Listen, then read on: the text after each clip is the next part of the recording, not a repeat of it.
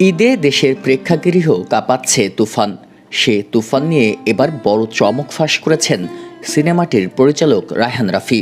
সংবাদ মাধ্যমে রাফি বলেছেন, একটি সিনেমার 1, 2, 3 সিকুয়াল আসার চল বাংলাদেশে এখনও আসেনি। আমি আশা করছি সে চল চালু করবে তুফান। মানুষ তুফান 2 দেখার জন্য অধীর আগ্রহে অপেক্ষা করবে। রাফি আরও বলেন, তুফান একটি বাণিজ্যিক সিনেমা। এটি পরাণ কিংবা সুড়ঙ্গর মতো সিনেমা নয়।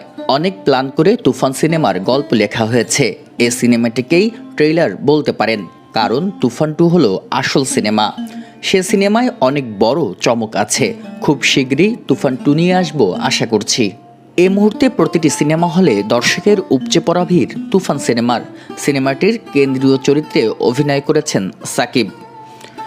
সিনেমার গুরুত্বপূর্ণ চরিত্রে অভিনয় করেছেন চঞ্চল চৌধুরী। আছেন 2 নায়িকা, আরও আছেন ফজলুর রহমান।